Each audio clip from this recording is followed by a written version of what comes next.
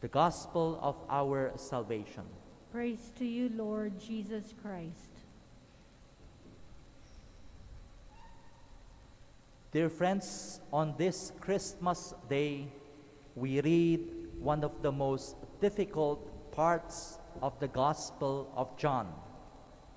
Yet John, in starting his Gospel, ayaw niyang isimplify yung kanyang mga salita, baka hindi niya mabigyang hustisya ang misteryo at ang plano ng Panginoon sa atin. So John started his reflection by going back to the very beginning. Ang sabi ni John sa atin, in the beginning, hindi naman matatawag na may kawalan. There cannot be emptiness in the beginning because God was already in the beginning. The Word of God and the Spirit of God, in all God's might and power, was already at the beginning. Sa kaningningan at katotohanan at kapangyarihan ng Panginoon, nagkusa siya sa kanyang kabutihan na likhain ang sanlibutan. I repeat, in the beginning there cannot be emptiness because God, in His Word, Spirit, in His power, was already there.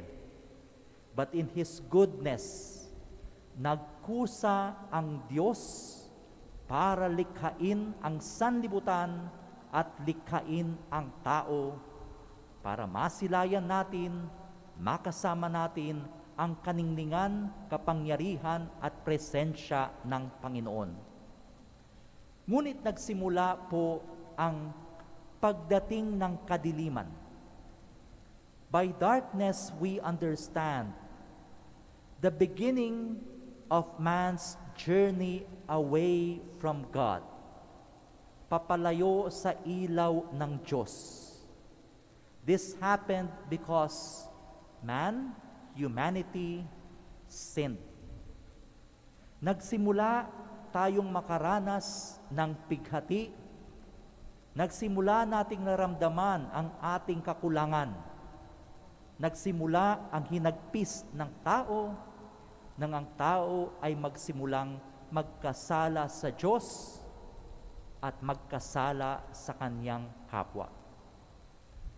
But in the beginning of darkness or sin, nangako agad ang Diyos na bibigyan niya tayo ng kaligtasan, na buong-buo niyang ibabalik sa atin ang kanyang pagmamahal kahit na ang tao ang nagkasala sa kanya. In mystery, He promised that the virgin shall give birth to His Son, and this will be the fulfillment of salvation. Pinagdiriwang natin ngayon ang katuparan ng pangakong ito. And last night in Midnight Mass, we read that very beautiful story. Hindi naging madali ang pagdating sa puntong yon, pero dumating ang napakatahimik at payapang gabi ng pagsilang ng sanggol. Joseph, from formerly being confused and wanting to secretly divorce Mary, is now Joseph who was protecting the child and his mother.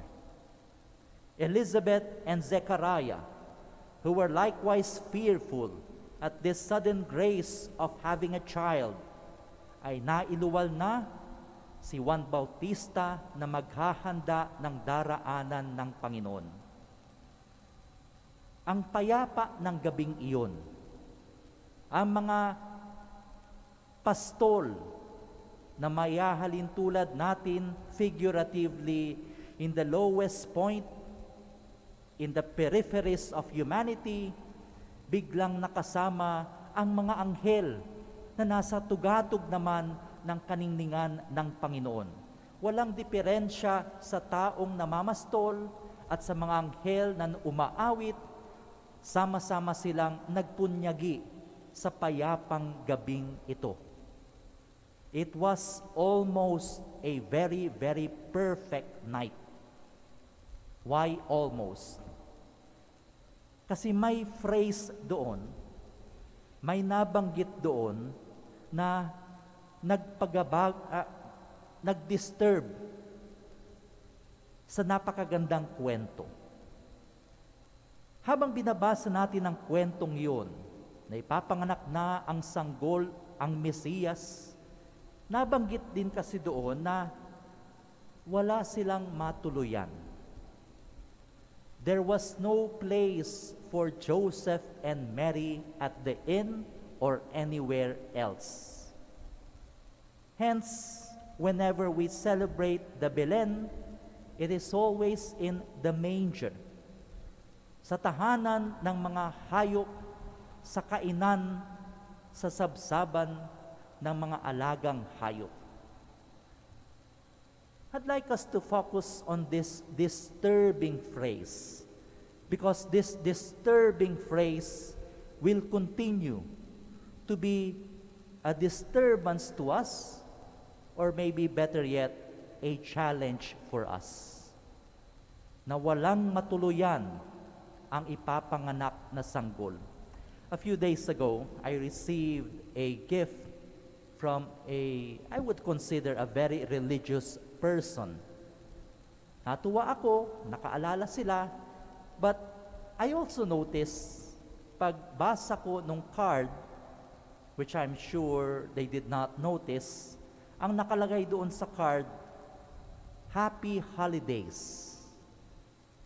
This is something, of course, that I would not expect from a very religious, from a very devout family. Bakit? Happy Holidays means happy, masaya. Holidays, walang pasok. Kaya tayo nagpupunyagi daw ngayon kasi walang pasok. In some parts of the world, and even some would say in a politically correct world, baka daw hindi naniniwala sa Diyos yung babatiin mo, baka daw iba ang relihiyon ng babatiin mo, baka daw iba ang paniniwala ng babatiin mo, to be safe, you kick out Christ out of Christmas. Pagbabati, Happy Holidays. In short, it's like a repetition of that disturbing phrase. Panginoon, dito ka muna, sa tabi ka muna, kasi wala kaming lugar in a politically correct world sa iyong kaarawan, sa'yo. But that's just the tip of an iceberg na minsan, dahil nga maraming gumagawa, hindi natin masyadong napapansin. That phrase will continue to ring in our modern world. Halimbawa, marami sa mga kababayan natin ang nasalanta ng bagyo, nawawalan pa ng kanilang mga mahal sa buhay, natuklap ang mga bubong, nawala ang mga pinundar. And there will be valid, longing questions of where Christmas might be this year. In the midst of COVID-19 pandemic, meron at merong mga punto sa buhay natin that we also have to ask, may lugar ba ang Kapaskuhan sa taong ito kumpara sa Kapaskuhan sa nakaraang taon? And as the message of that first Christmas is, hindi pwedeng mawalan ng mapaglalagyan ang pagsilang ng sanggol. Even if it meant a small spark, that simple manger, Hindi napigilan ng problema ng mundo. Hindi napigilan ng alalahanin ng tao. Ang simula ng pagbabalik sa atin ng pagmamahal, ng presensya, ng liwanag, ng pag-asa, ng grasya ng Panginoon. And as I said, that will continue to be a challenge for us. This Christmas, and in the many Christmases to come, we have to proclaim that in our church, in our communities, in our families, in our nation, there is always a room for Jesus and His salvation. Kahit na ilang taon pa, hindi nag-uusap yung mga nagkasakitan. Let Christmas remind us and let the manger remind us. May puwang ang kapatawaran at pag-uusap muli ng mga tao. Kahit na ang politika ay hindi maiwasan, may puwang ang pagkakaisa at pagtutulungan at pag-uusap at pagkakaroon ng pag-asa para sa isang mas matiwasay na bayan.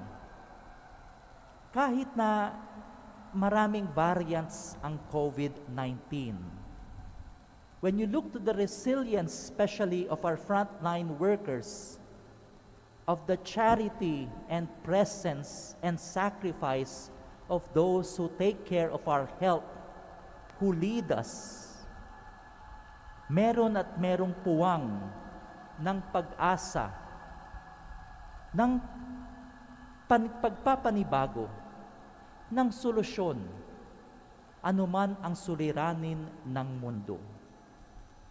The manger may be simple, nondescript, but it continues to be a powerful message to us and to the world. Dahil hindi pinabayaan ng Panginoon na masadlak tayo, mapalayo tayo sa kasalanan at kahinaan natin. Makapagpapatawad tayo. Makapag-uusap tayo.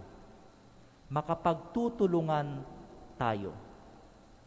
Hindi tayo mawawalan ng pag-asa. Tayo'y mga nilikha, hindi lang para mag-survive, kundi makabalik sa pagmamahal, pag-aaruga, pagsunod sa ating Panginoon. We are people of light. We have been given back salvation. We live by the peace, hope, grace, and strength that cannot come from the world, but can only come from God. In His mysterious ways, in His beautiful ways, we have witnessed the marvelous birth of a Savior. May we always live with that as our foundation, with that as our guiding principle. Hindi tayo pinababayaan ng Panginoon, hindi rin natin pababayaan ang isa't isa. Let us all stand. Let us profess our faith. I believe in one God,